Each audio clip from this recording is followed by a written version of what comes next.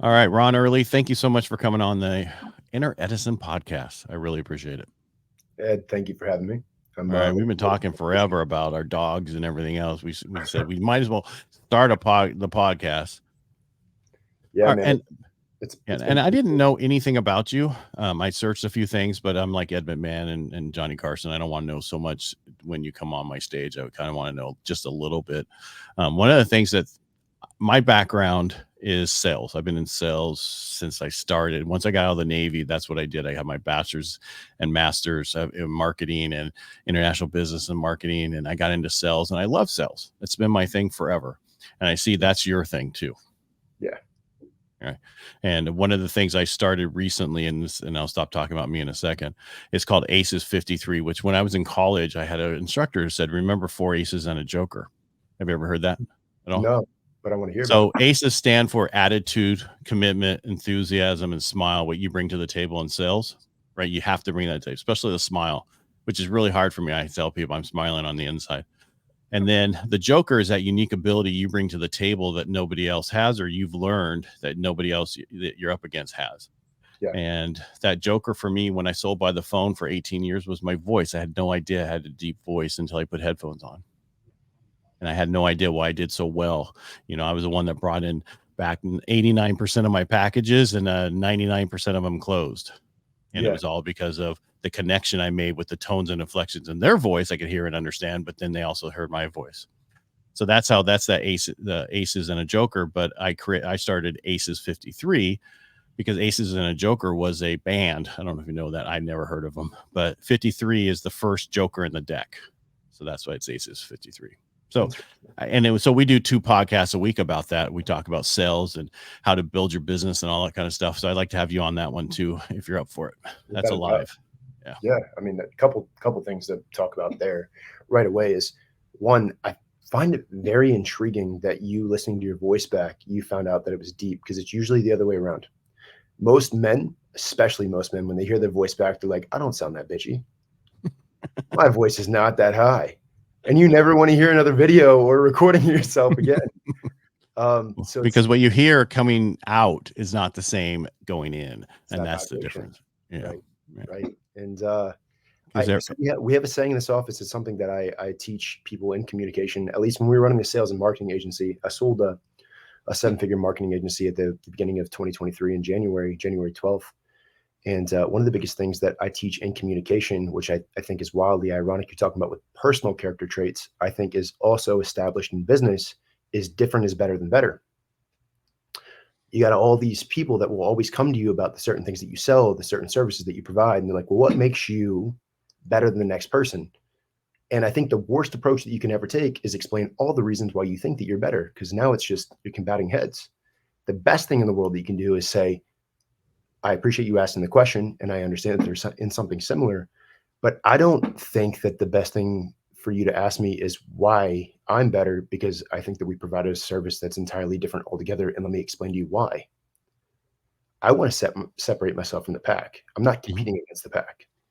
Mhm. If I really think the business or the service or what I do personally is better than the next person, I'm going to tell you why I'm different. Because the truth of the matter is, you probably put heart into something that somebody else doesn't. You I should talk totally, about those things. yeah, I totally agree. And that's why my big thing now is how to be the authority in your industry.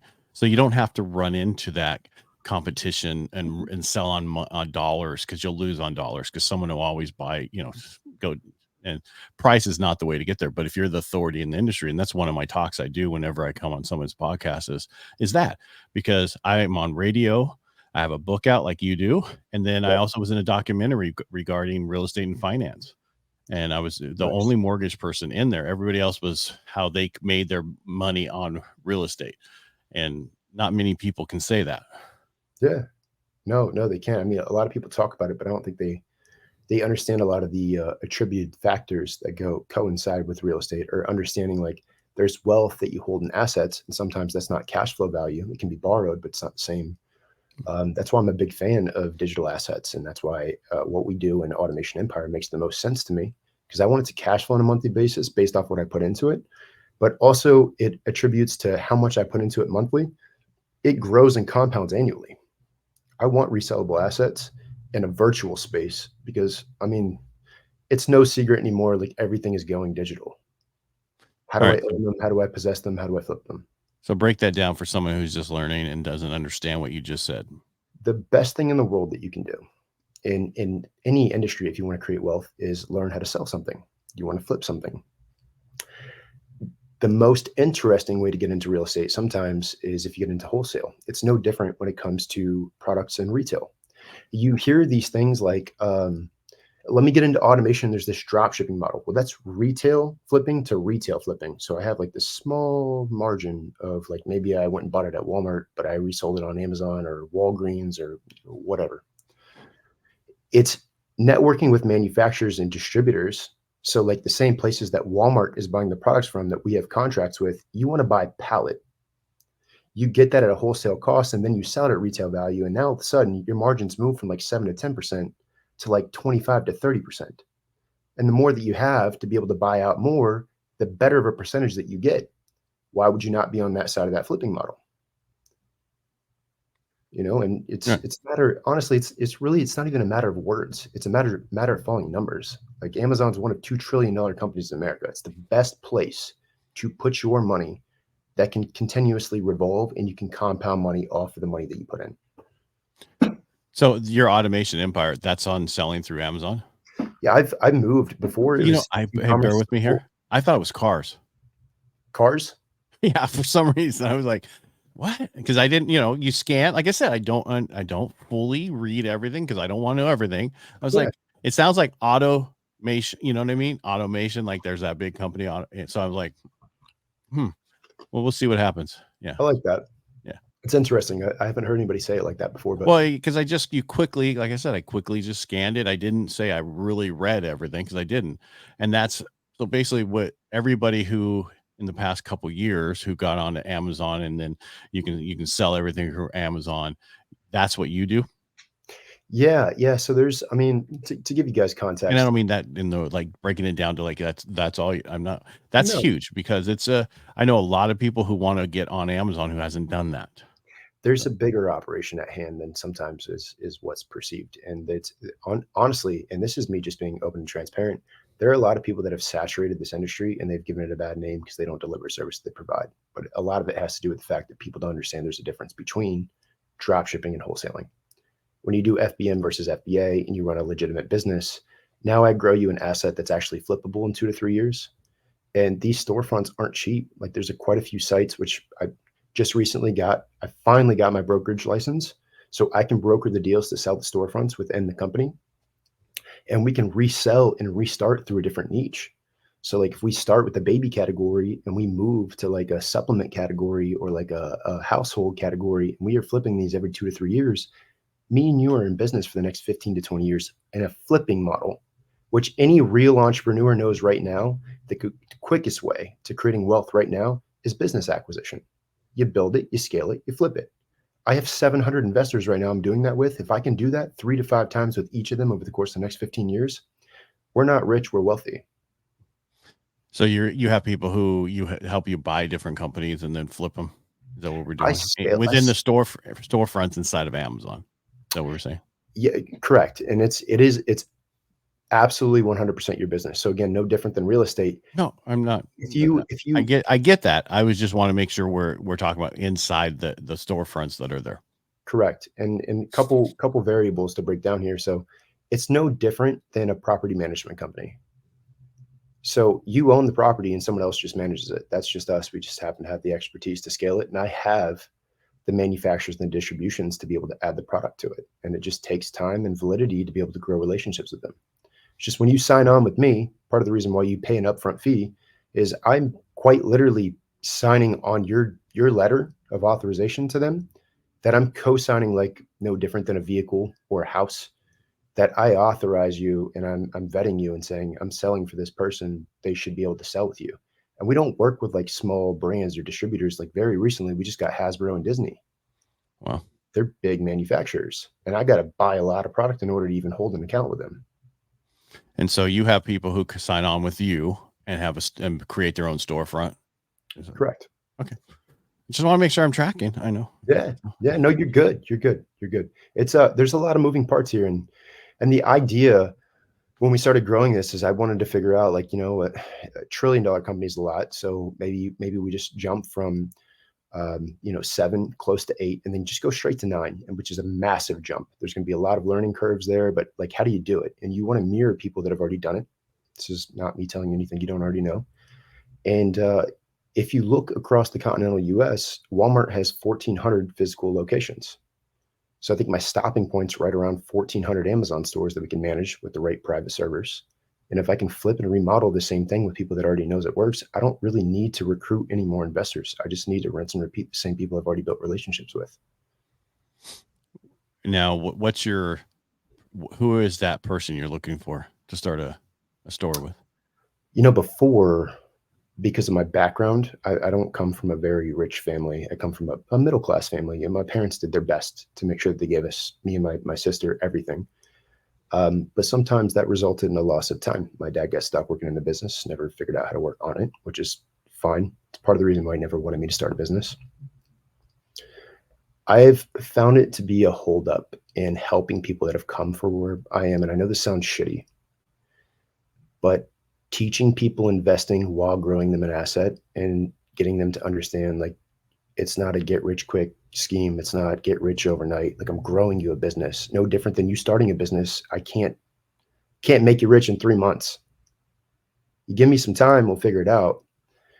Those people that I wanted to help originally became more of a headache. And it was more of the people that weren't first-time investors that had money to put into an asset that understood how investments work became easier to work with. And it was a lot easier to manage. So who's your perfect client? Not a first-time investor. All right. And when you're saying that, all right, because I come from dirt road poor. My dad died of when I was 12, hairy cell leukemia from Agent Orange, and we went from the good side of town to the really shitty side of town. And so I try to explain to people, it's not where you came from, it's just where you end up and some of us went through a lot of money in the first 20 years of our life because we had to make up for so much other shit. We don't realize what we're doing until we wake up. And all right, so if you find somebody that wants to work with you, so do you create the storefront? You have the storefronts already, or how does that all work? Yeah, so I have a team that walks you through the process. Amazon's a pain in the ass to work with. I should start off saying that. I have a team that will get on a Zoom call with you, and they'll walk you through starting the account. You can get suspended before you even start just by filling out the application wrong.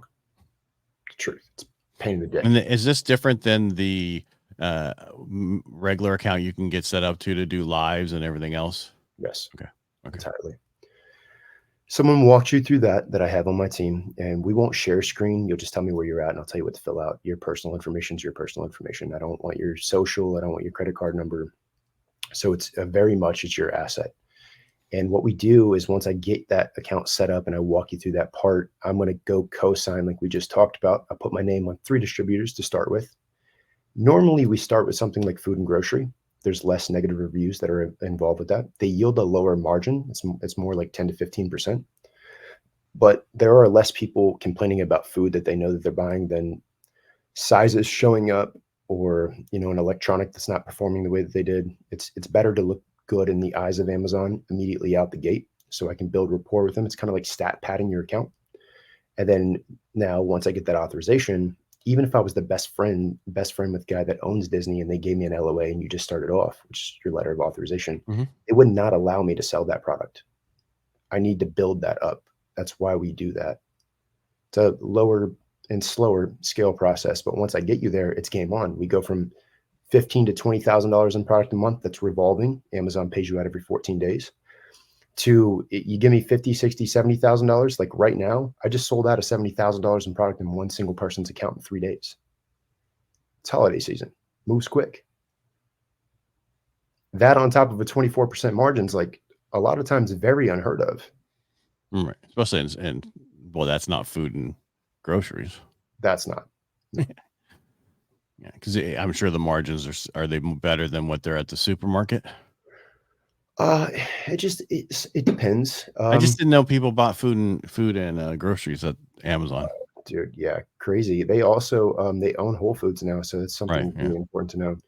But yes, like anything that's food and grocery items, any kind of like, it could be like holiday candy or any kind of like, cooking items.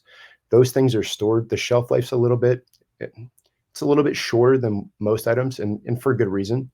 But those margins typically yield in between 10 and 15% on average. What does it take to start a store with you? Call me and let me make No, sure. I'm talking a dollar amount. What's your investment usually? If you don't want to tell me, that's okay. No, that's fine. It's changing. Right, I'm sure January it's got to 1st, get okay. it is. Right now, I do host a $45,000 package, which is a 70-30 profit split. And then I also have a $30,000 package, which is a 50-50 profit split. And I guarantee the investment back. You can call it cocky or arrogant, but I've done this so many times. As long as you give me the capital to do what I need to do, I can guarantee you back what you're going to make or what you've invested in. So on the 50,000, is that you get 30, they get 70, or is it the other way? The 45, it's 70-30. You get 70, I get 30. Okay, 45, whatever. Well, so I added $5 more grand for you. Look, man, if you want to give me 50, I'm entirely fine with it. I'm not going to tell you no. You said give me more money. The more money you give me, I can do more with. I thought you said. I'm trying to help you there. I love it. So in the past, when most people start Amazon store, let's say 2-3 years ago, and they were doing it, Yeah. they didn't spend that much money, but it took them a lot longer to move product, right, or be able to sign on with different places. No, it just depends on the model that you've run. And the beautiful thing that me and my wife do running the company that we do with Automation Empire, and I think by the time this podcast drops, it's just we're changing it to Grey Wolf Investments. And we've learned through mistakes that I've gone from scraping change to figure out how I was going to afford baby formula to I had $163,000 tied up in Amazon. To this day, I'll never get back. And it's mistakes that you learn that you're able to attribute to the people that you want to provide solutions for. And I don't think that most people that are in this industry have overcome certain things like that, pushing that amount of volume to where they're like, this is still worth it. There's a way around it. You got to create a system. There's always an SOP for something to fix something else. And that doesn't ever change, especially in an ever-changing industry like that. As long as you're on top of it and you've experienced certain things like that, you can make sure they never happen again. So it's one of many things that we've gone through in order to get to where we are to make sure you guys never experience that. What happened with the $160,000? Crazy story. For one, I never did anything wrong. It's the very first time I started learning wholesale. Mm-hmm. Amazon's very, very particular about what brands that you sell. Kind of like what I was telling you with the whole Disney thing. I had two brothers that I was working with, ironically, out of California, and I was selling Chanel perfume, and I was making a lot of money off of Chanel perfume. And I think there was I had about, I want to say it was like close to like $53,000 pending and what was outstanding and what I paid them to do, and about 110, it's like $109,000, $110,000 pending in my Amazon account. So I had them paid out, and then I had the money pending inside Amazon's account. And they'll ask you for letters of authorization. It wasn't because I was buying through someone bad. I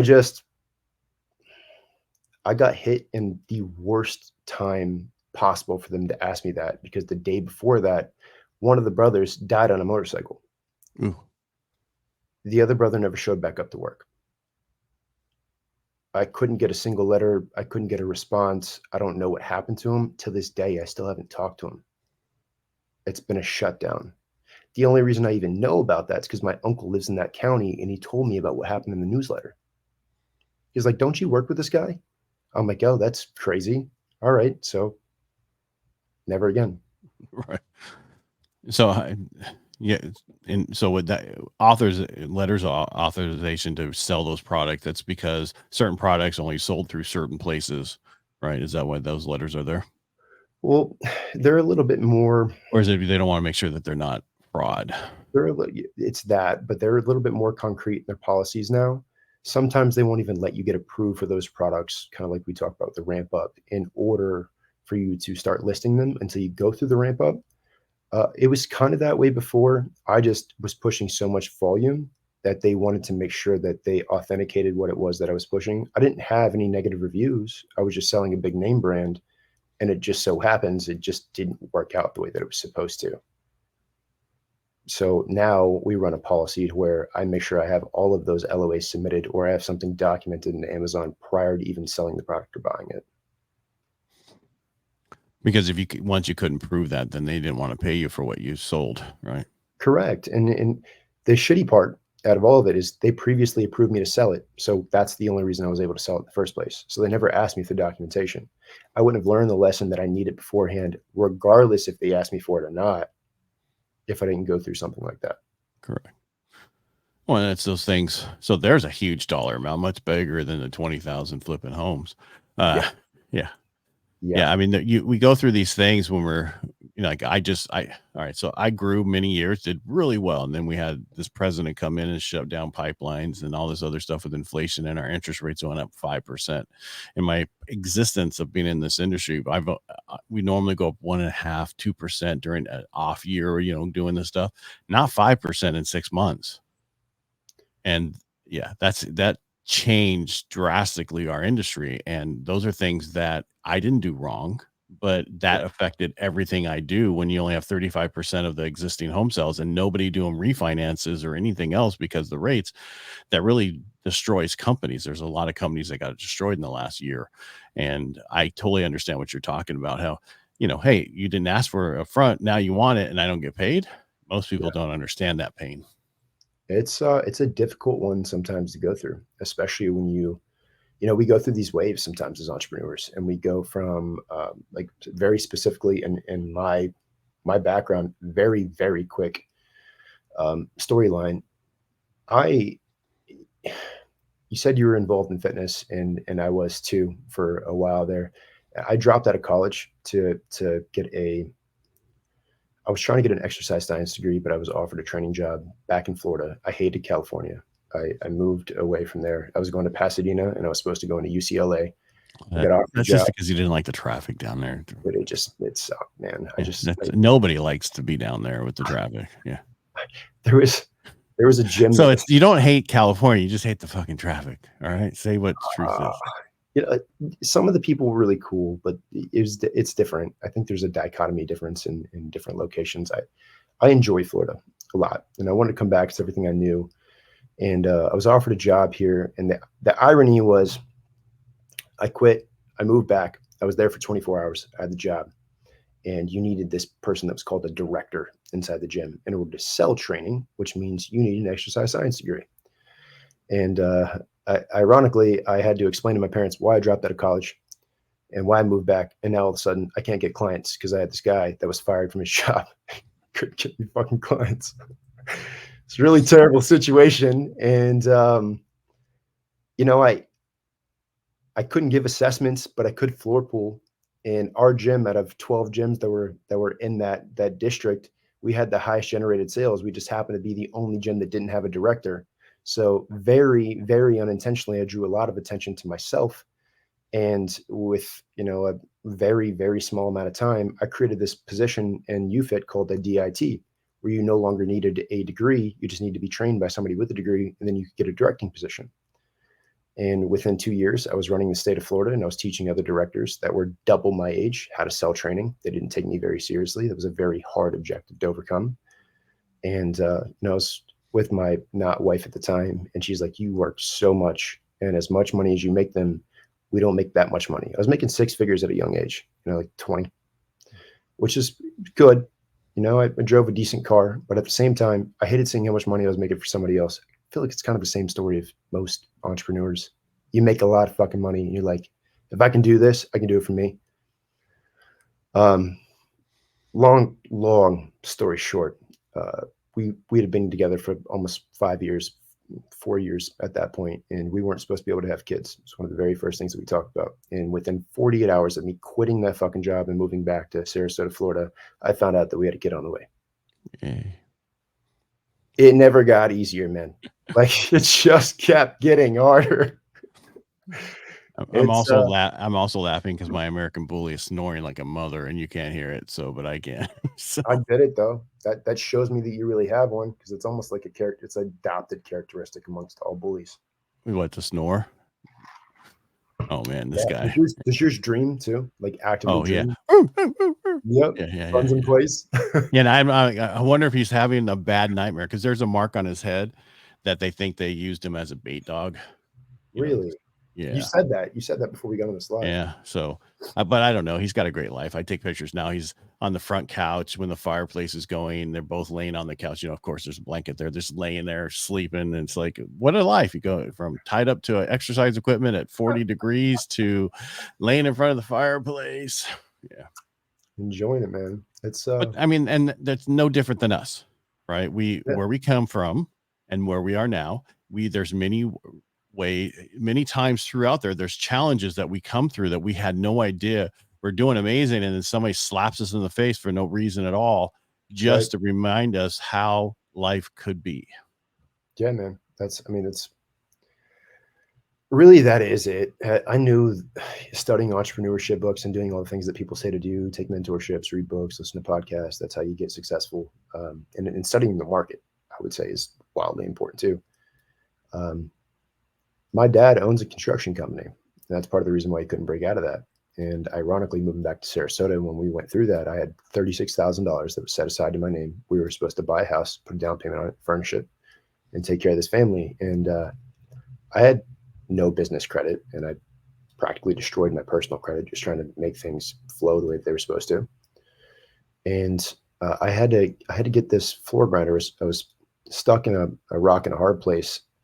I was renting one from Sunbelt Rentals to where I would fix this issue that people were running into in a community that was blowing up. Sarasota was one of the fastest growing cities in the entire US. So I'm like, all right, so maybe there's something I can do here that I can essentially automate, but it starts with me. So I bridged a gap that concrete people didn't want to finish concrete, which is one of the things that needed to be done here. And you need a concrete grinder to do it. And I would knock, door to door and help rehab garages and driveways. And it was okay to do a rental there until I booked a community in a city called Boca Grande, which is a very rich community. I had this piece of shit F-150 that I paid $1,200 for, that I was pulling this $24,000 grinder with a trailer that could have broke down at any minute. And I got this job on a Friday. I had my uncle quit his job because I'm like, man, I figured it out. I made it. I need help. I have all these units. I told my wife, like, if I invest into this grinder, like, we can turn this around in 4 months. I have $112,000 in pocket. I turn the money into that. It makes the most sense. This is what I need to start off. It gives us exactly what I need. I get my name in the industry. I am smiling ear to ear driving to this job site on Monday. I get there and the contractor got fired. I got no job. I can't return the grinder. I'm not getting anywhere near the amount of money that I spent on this fucking thing. And I don't know how I'm going to go home and tell my wife about it. Like any other man, like, I am just, you want to take care of your woman. She trusted me. I want to do the right thing. So like any other meathead gym rat, I take some pre-workout. I go to the gym. I try to clear my head before I go home to see my wife. It's a Monday, in the afternoon, I guess, at this point. And, not really thinking about it. There's a different quality / caliber of people that are working out midday on a Monday. There aren't people that obviously work a 9 to 5. And I have this guy that just won't leave me alone. Told you I come from a gym background. And at that time I was a little bit more built than I am now. I was close to ready to compete. And I had a guy that he just wouldn't stop. And then I found out he got a little aggravated because I didn't know who he was. He was like this local internet celebrity guy at the time. And I just kept hearing this ding go off on his phone. Ding, ding, ding, ding, ding. And like, dude, you probably really should get that. And he's like, there's nothing to get, man. Like, this is what I do for a living. He turns his phone around. He shows me all the Amazon notifications. It's like, boom, boom, boom, sell. He made God knows how much money just in our 15-minute conversation. It just kept going. And he goes, I don't know what you do, man. And I know that you don't know me, allegedly. Throws that word in there. Like, all right, my bad, dude. Sorry, I don't know you. He's like, every Friday, though, I put together a 3-day seminar. Starts Friday, Saturday, Sunday. It's $10,000. So I went from $36,000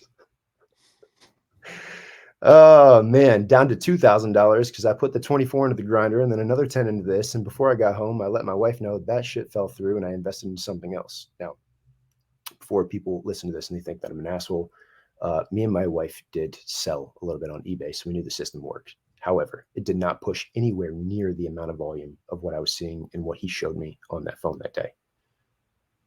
That started in 2017. Wow. So when you think you're in a hole or you think that you got it hard or you got to make a very tough decision, that's a hard decision. I went from sacrificing everything that I thought was everything at the time, to 6 figures, growing in a company, doing this whole, whatever you want to call it, in a big position at a young age, to spending the majority of the money I had set aside to take care of a family on a whim that made sense. And at the time, I didn't know it, but I read a book years later and it showed me why everything worked out. And there's this book by Annie Duke called Thinking in Bets. And that book will tell you exactly how, when they say you got to take a risk, there's a way of putting odds in your favor. That book describes it. I just happened to figure it out before I knew about it. I just didn't understand it.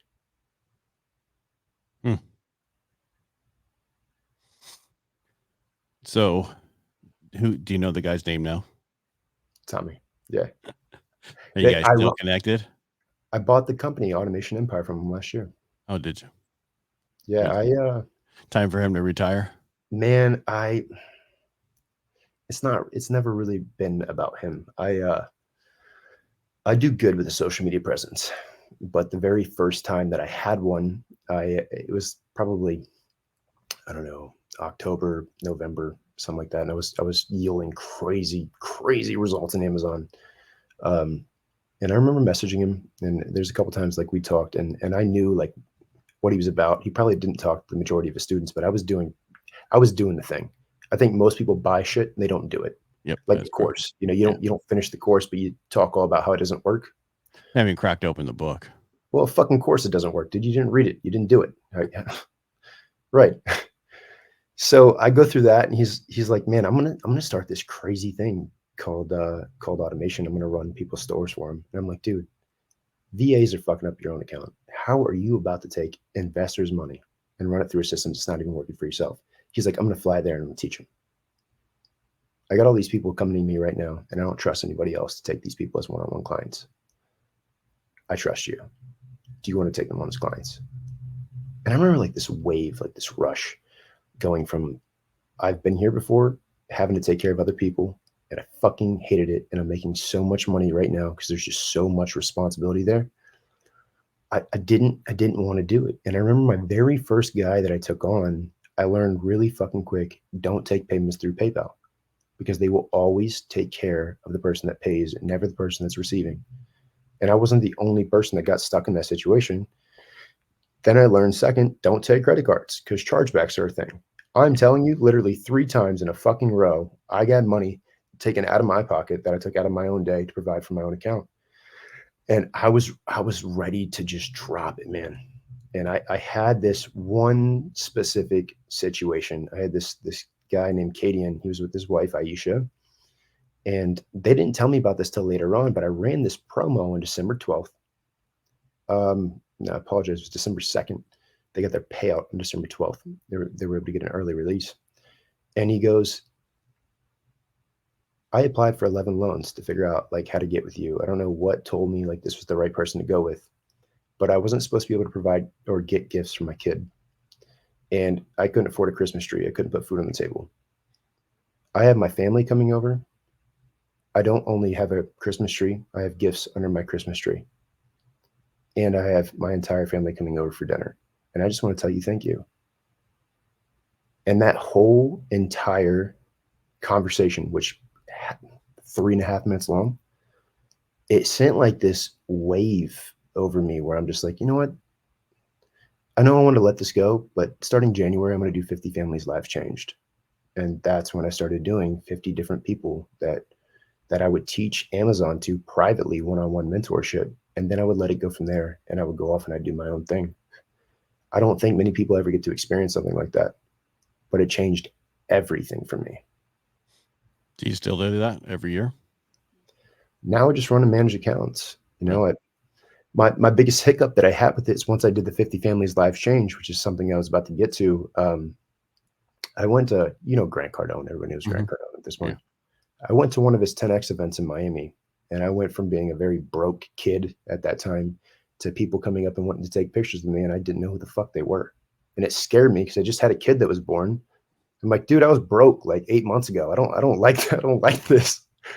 I don't like this at all. So this like whole internet fame thing, I remember posting up on like this really trashy trash can that I probably shouldn't have put my arms on, and changing my Instagram handle from Ron to Roan, because I knew that if people knew me online and they called me that, I didn't know you in person. Just like a really quick tell for like people that were calling out to me. It's just a slight change, And over time, I hated it and I backed away from it. And then I started the sales and marketing agency. And quickly, out of the two of us, I became the face of that.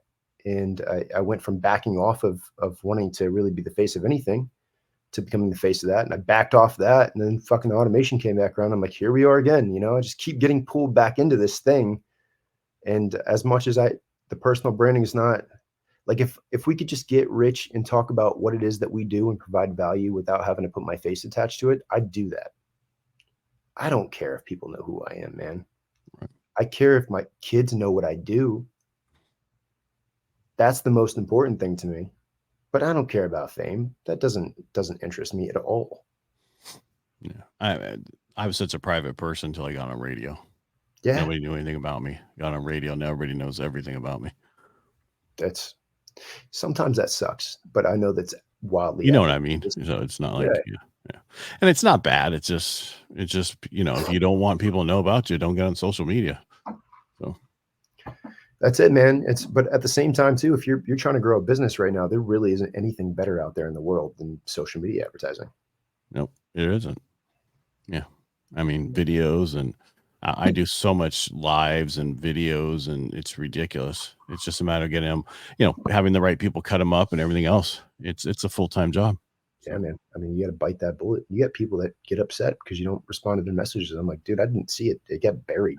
I don't know if you understand how many DMs I get a day, man. Don't take it personal, please. It's like me and that's, being in the mortgage industry, my email, I can't stand email. 500 emails in one account, and that's not my other two accounts that I really look at.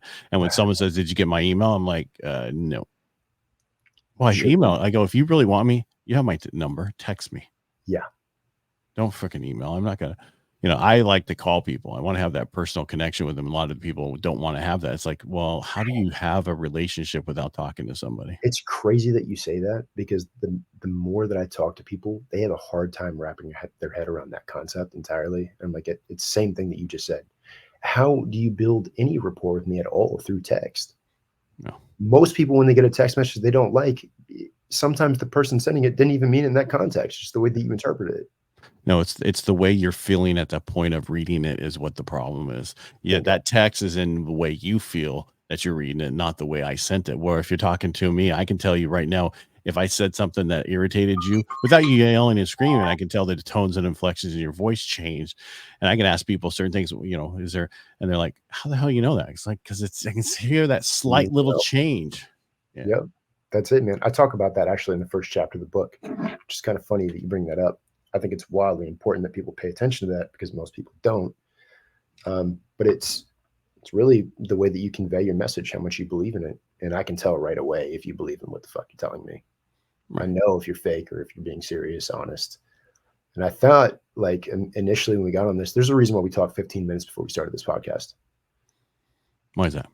I talk to a lot of people, and I'm just like, you don't do half of what you say that you're doing, but let's just do this thing, Right. Yeah, we hit it off, and you had some points of intrigue, and it's rare, man. Unfortunately, especially in this social media world, that's the other thing that we're competing against, is people talk a lot about things that they don't do. Right. They have no idea what they're talking about. They're reading the script.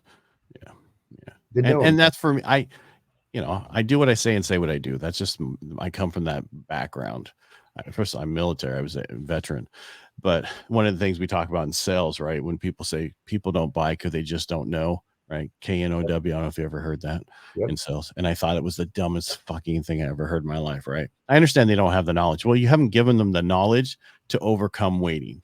That's what no is. right? Knowledge to overcome waiting. I came up with that acronym, I don't know, a year or so ago. And I was like, that's exactly the problem is people just think it's about knowledge. They just need, no, you just haven't convinced them to overcome that waiting. And that's the problem. I'm big on that too. And it's not to combat you on anything that you say, but if you look up by definition, I think people associate a very negative connotation with salespeople. And I think it's because there's a difference between people that convince and people that persuade. And I think that people that convince people to do things, it's for their own good. And I think that people that persuade people, it's something for them to do on the other person's behalf. And persuasiveness is your ability to be able to teach and educate somebody because you want to persuade people into things that you know is good for them that they might not necessarily know is the best in their situation. And you run into stupid things like, and I mean like very, very, like we can come into the complexity of things where you talk about cost association and psychology and persuasion. Like if I go into a convenience store or a gas station and I see a 99-cent bottle of water and I see a $6.99 bottle of water and they're both equally gone, I don't care. One costs $7 and one costs $1. For whatever reason, someone has associated that price in their head that it's somehow going to hydrate them better. To spend the extra $6, it's still the same fluid ounces. It doesn't change anything. I don't know that I can get behind something like that, but I know that if I can provide the max amount of value and I know it's better than the next product, it's my job to persuade you to understand that. See, and I take persuasion as I'm getting you to do what you want to do in the first place. And it should be that way. That's what persuasion is. It's manipulation is what you were talking about, convincing people. That's manipulation. That's like somebody says, I can sell ice to an Eskimo. Why the fuck would you want to? What is that going to do? That's a dumbass statement in the first place. Why are you bragging about that? Because they think it's important and it's not. It's helping people to understand and educate them on why they should do what they wanted to do in the first place. Because people do it two ways, emotionally, and then they justify it logically afterwards. And if they can't justify it logically, that's when you get those chargebacks. That's when you get that other stuff. Bingo. I mean, that's a whole different conversation that we can get into with this. Well, my question is, what did you go to so that you didn't get the chargebacks? Because if you didn't take credit cards and you didn't do PayPal, what did you use? Wire. Cash? Huh? Wire. Oh, just had them wire it in. And then not that other people are going to listen to this, but some people may or may not have sent cash in a box, sometimes mailed. Yeah. You didn't get anything. What are you talking about? Exactly. There's no proof of anything. But they would just mail a box is what you said. The issue really just boils down to you don't really realize how difficult it is for you to provide a service sometimes and just get paid for your own value. No, I understand. And when you run into things like that, you do your best to try to figure out how you're going to overcome those things, regardless of what it means, because I went through all of the obstacles to get there to be able to give you what I'm giving you right now. I just want to get paid for it. At that point, I'm not trying to take shortcuts. I'm not trying to avoid taxes, at least, not initially, because that's not what you're thinking about. You've never had to pay them before. Like, not really. Well, there's many ways to avoid it legally. So there are, but like I said, I just want to, what I'd like them just to do a flat tax, 10% across the board, and there's no write-offs, there's no nothing. Then everybody would pay their fair share. You and I both. Yeah, it's just the way it is. All these attorneys and all these CPAs and all these people would be out of business because there'd be nothing for them to do. It's the truth. It's definitely the truth. Because what the write-offs that we get, you gave them to us. I deal with so many people who are in the building house industry, right? Multifamily, whatever. And on their tax, they make nothing. When they make 3-4 grand, million and plus, but because of how it's offset to the future and all this other stuff, it really is like nothing. And so I have to come up with different programs for them. That's part of, you asked me earlier, Ron, what's the best way or what's the most ideal, client to search for? It's people that understand things like that. Because I'm going to tell you right now too, putting money into something like this and buying a digital asset, if you made a lot of money in real estate or whatever it was that you're getting paid out for your 1099 or private, a digital asset's no different than a physical asset. It is a tax write-off for next year that will cash flow next year. That's an immediate write-off you don't have to pay for, but now yields you more cash that you can reinvest into the next year. It's the same principle and same philosophy. Most people hear that and they're like, I don't know what he just said. Well, they're thinking digital asset. You're talking about crypto. They think you're talking about that other thing that fell apart where everybody was buying the pictures. Yeah. You Those follow JPEGs? me? Huh? Yes. Yeah.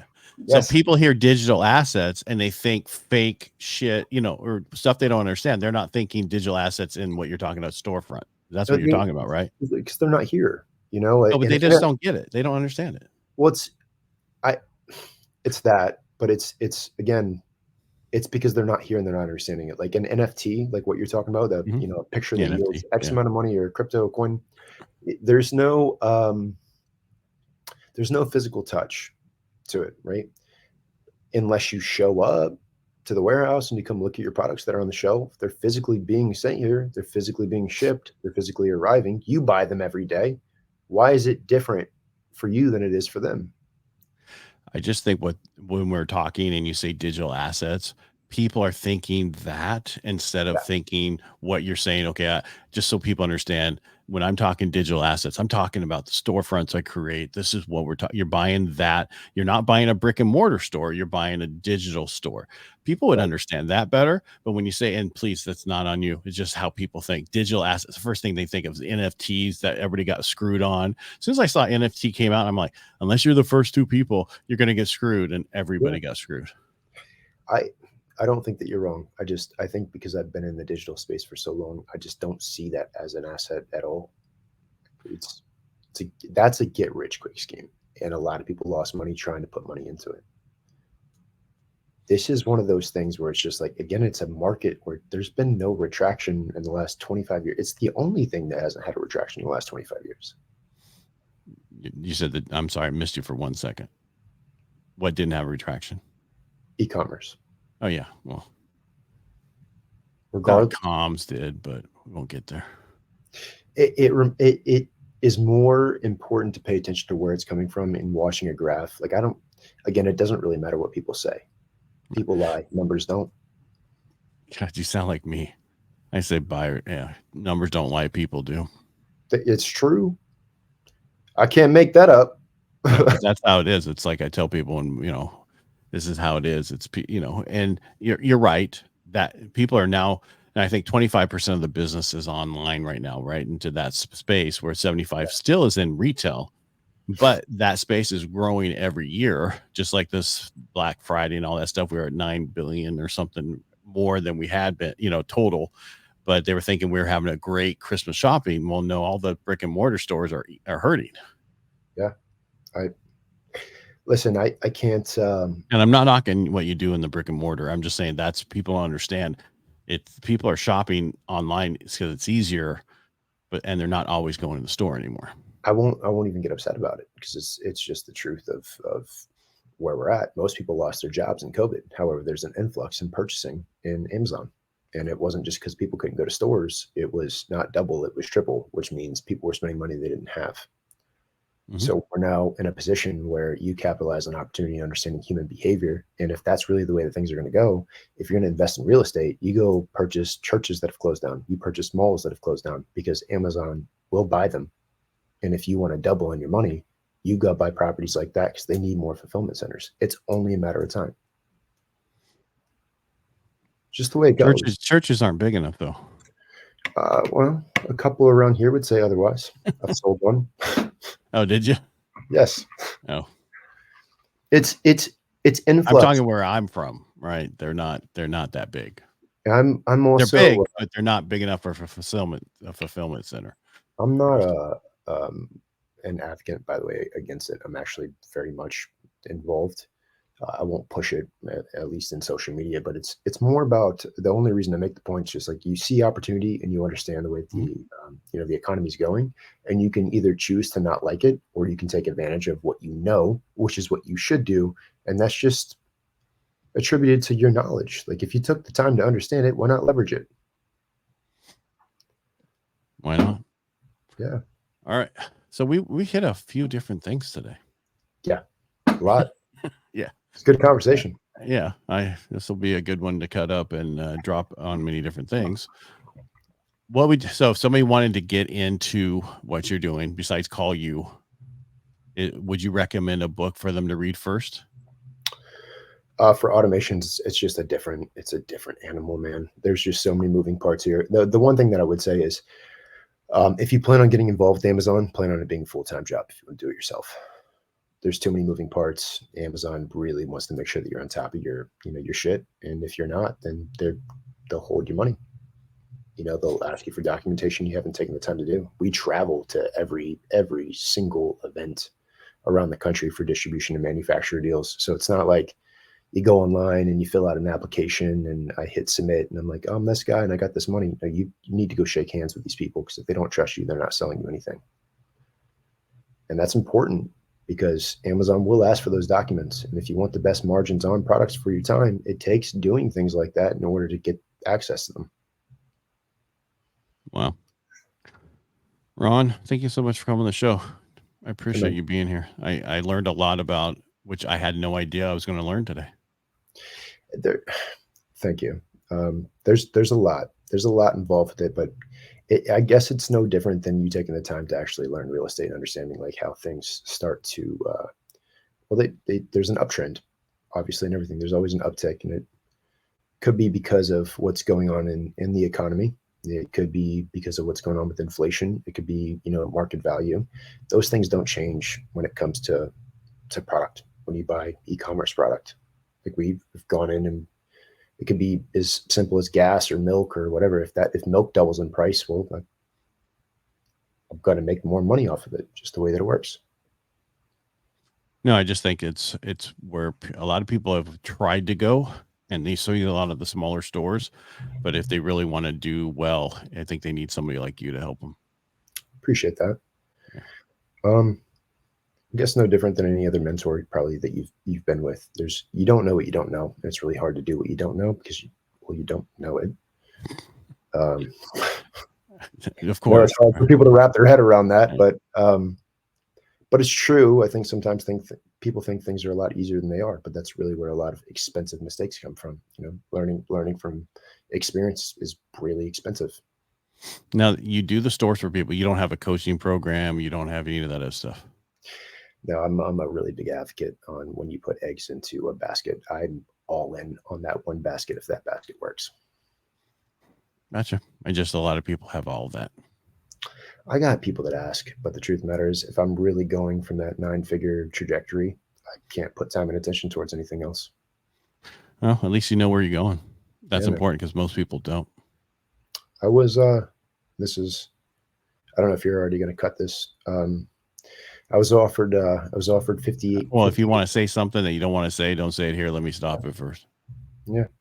Is that what you want to do? You want to say it afterwards? Okay. Got it. All right, Ron, thank you so much for coming on the show today.